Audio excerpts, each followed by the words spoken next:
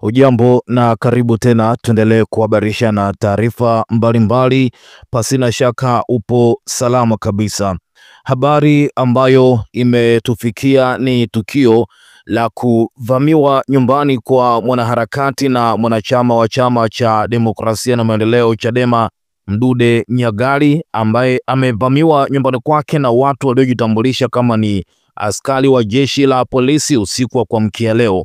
Kupitia video ya kuogofya ambayo inasambaa kwenye mitandao mbalimbali ya kijamii, inaonesha damu zikiwa zimechuruzika kutoka mlangoni nyumbani kwa Mdude Nyagali mpaka barabarani kwa urefu mkubwa mno, ikionyesha ni kana kwamba amepigwa na kuumizwa, lakini pia damu ambazo zimemwagika ni nyingi sana. Tarehe 2 ya mwezi wa 5 2025, katika tukio la kutisha na linalofadhaisha, mwanaharakati wa haki za binadamu na mwanachama wa Chama cha Demokrasia na Maendeleo Chadema, Mdude Nyagali amevamiwa usiku huu na watu waliodai kuwa ni maafisa wa jeshi la polisi.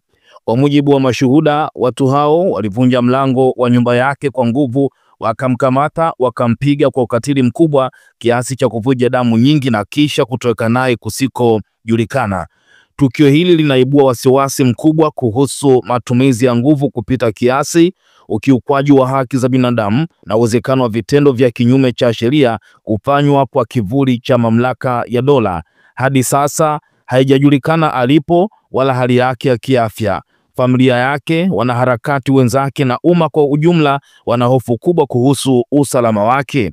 Mashirika ya haki za binadamu yanahimizwa kuchukua hatua za haraka kuhakikisha Mdude anapatikana akiwa salama na wahusika wanawajibishwa. Hii ni taarifa ambayo imetolewa na chama cha Chadema, lakini pia nimeona wakili Jebla Kambore naye pia alitoa taarifa hii baada ya kuchapisha video ambayo inaonesha damu zikiwa zimechuruzika, lakini kubwa ni kwamba Mdude ndo hivyo tayari ameshikiliwa. Advocate Jebla aliandika, Mdude amekamatwa na polisi usiku huu nyumbani kwake, wamevunja mlango na kumpiga sana.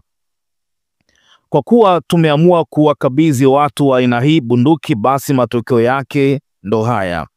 Mungu wetu wa mbinguni, tunakuomba umponye Mdude Nyagali. Kila siku story ni za aina hii, haiwasaidii ila inazidi kuwapa uchungu wa Tanzania.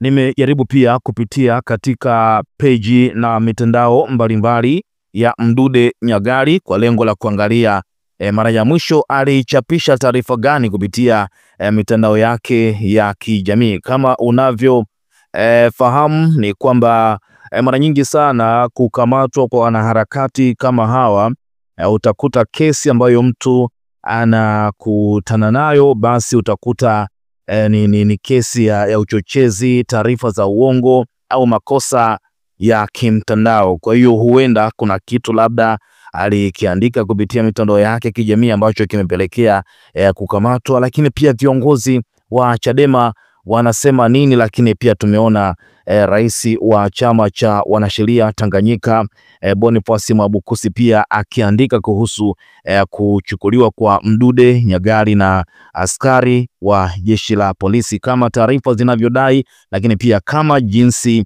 walivyojitambulisha.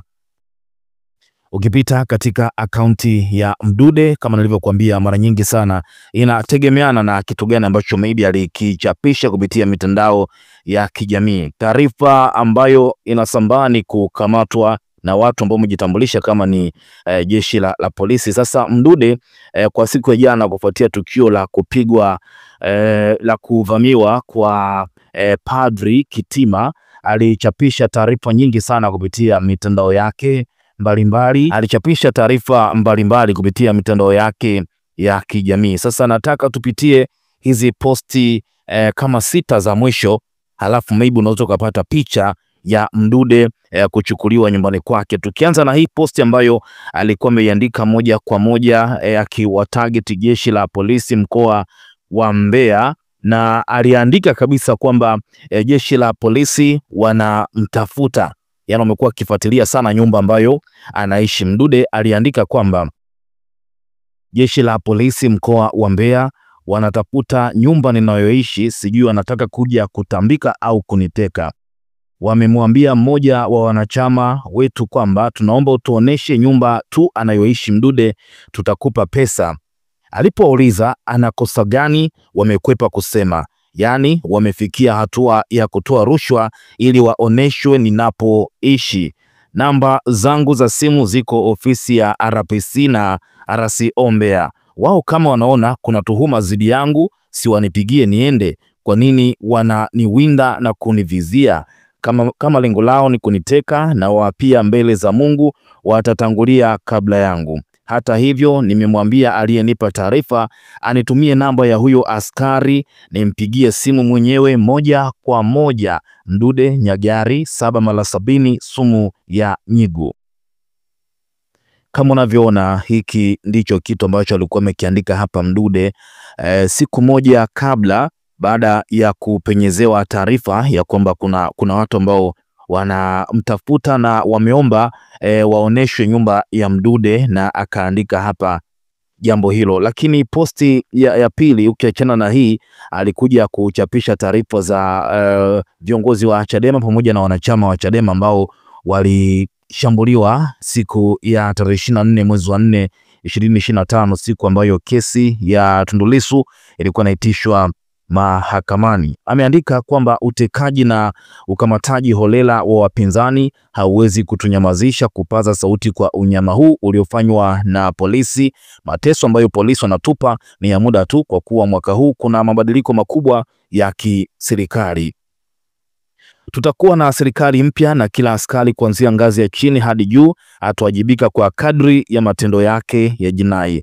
Na wahakikishia haya mateso hayatavuka mwaka huu. Mungu ni mkubwa. Hii ni posti ya pili kutoka mwisho katika zile ambazo ameziposti Mdude Nyagali. Lakini ya tatu ni tukio la kushambuliwa kwa Padri Kitima. Aliposti hapa Mdude taarifa ile ambayo polisi walisema kwamba tunamshikilia mtu mmoja kwa tuhuma za kumjeruhi Padri Kitima. Mdude akaandika, tumefikia hatua hii, Padri Kitima mcha Mungu ambaye muda wote anashinda kanisani, kawakosea nini hadi apigwe?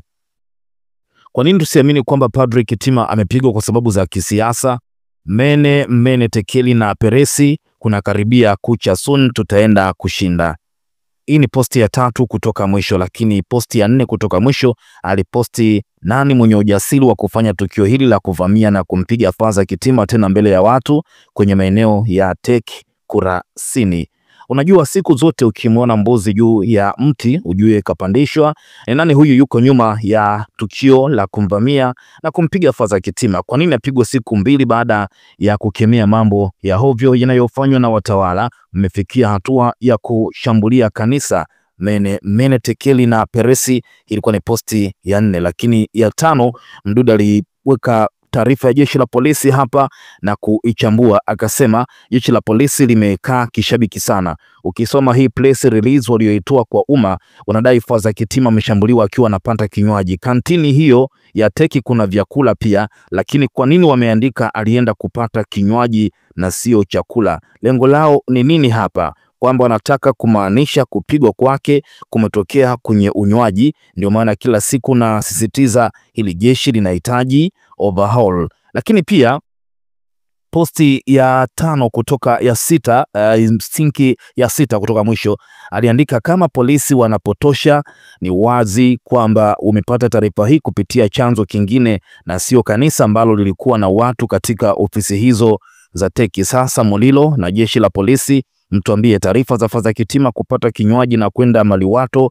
mmezitoa wapi? Je, chanzo chenu kilichowapa hizo habari hakiwezi kuwa ndio kimehusika na hili tukio?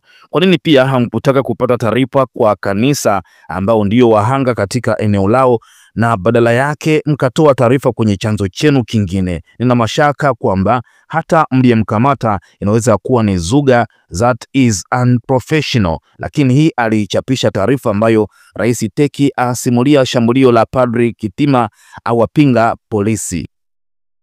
Hizi ni taarifa za mwisho kabisa ambazo 6 alizoziposti Mdude Nyagali. Sasa tunazidi kupatilia zaidi tujue anashikiliwa kituo gani cha polisi, lakini pia sababu za kukamatwa. Lakini kama tumeona posti ya kwanza kabla tujafika hii ya 6 alizungumza na kuandika kwamba jeshi la polisi wanamfuatilia na wamekuwa wakimuulizia anaishi wapi. Kwa hiyo baada ya kupata taarifa kamili, basi wamevamia nyumbani, wamevunja, wamemshambulia na kumuumiza. Video ni ya kuogofya. Kuna baadhi ya video ambazo hatuwezi tukaziweka, zina violate community guidelines, kwa hiyo hatuwezi tukaziweka. Ni video mbaya za kuogofya, lakini taarifa ni hiyo, na subiria pia nitakujuza Chadema watazungumza kitu gani. Lakini kifupi, nataka baada ya hapa tuangalie kitu ambacho amekiandika rais wa chama cha wanasheria Tanganyika TLS Boniface Mwabukusi. Lakini endelea kwa karibu nasi kwa taarifa mbalimbali. Nipende kusema kama unatembelea media yetu kwa mara ya kwanza, make sure kwamba unajiunga nasi, subscribe, lakini pia usisahau tu turn on notification kwamba tukipandisha taarifa mpya basi utaarifiwa ya kwamba kuna kitu kipya kimekuwa kimechapishwa. Kaa karibu nasi kila wakati.